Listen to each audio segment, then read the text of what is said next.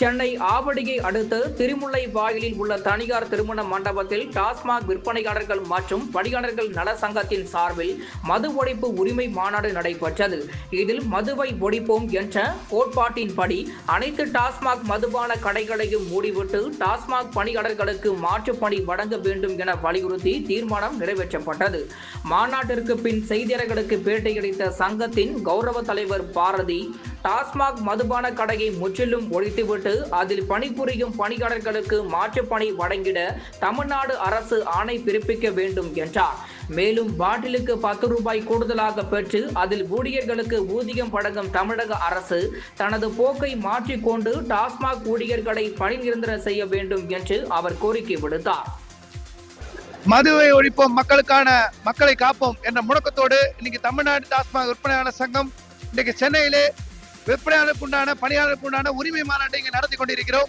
இந்த நேரத்தில் தமிழ்நாடு முழுக்க இன்றைக்கு பல பேர் இளைஞர்கள் இன்றைக்கு குடிப்பழக்கத்துக்கு ஆளாகி கொண்டிருக்கிறார்கள். பெருமளவுக்கு இன்றைக்கு தமிழ்நாட்டு மக்கள், எளிய மக்கள் இன்றைக்கு டாஸ்மாக் கடைகளால் பாதிக்கப்பட்டு கொண்டிருக்கிறார்கள். டாஸ்மாக் கடையை அரசாங்கம் ஏற்று நடத்தக்கூடாது. கல்வி நிறுவனங்கள், தொழிற்சாலைகளை அரசாங்கம் ஏற்று நடத்த வேண்டும். டாஸ்மாக் கடைகளை, தமிழ்நாடு முழுக்க கடைகளை மூட வேண்டும். மதுவை ஒழிக்க வேண்டும். அனைவருக்கும், இதில் பணிபுரியக்கூடிய அனைவருக்கும் 36,000 பேர் இருந்த இடத்துல இன்னைக்கு 24,000 பேர் இருக்காங்க. ஒரு மடங்கு இல்ல. நீங்க 50,000 கோடி இன்னைக்கு தமிழ்நாடு அரசாங்கம் கஜானா நிரப்புறாங்க. அவர்களுக்கு மாற்றுப்பணி, அரசாங்கத்தில் உள்ள மற்ற துறைகளில் மாற்றுப்பணி, காலியிடங்களில் மாற்று துறையில் இந்த 24,000 பேரை நியமிக்கணும்.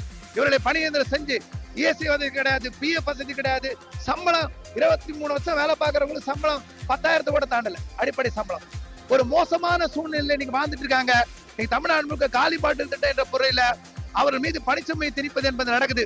கோர்ட்டு உத்தரவுப்படி பணியாளருடைய குறைகளை கேட்டு அறிக்கை அளித்த பிறகு அதன்படி அவர்கள் செயல்பட வேண்டும். இந்த கோரிக்கைகளுக்காக முன்வைத்த இந்த மாநாடு என்பது நடத்தப்பட்டு கொண்டிருக்கிறது.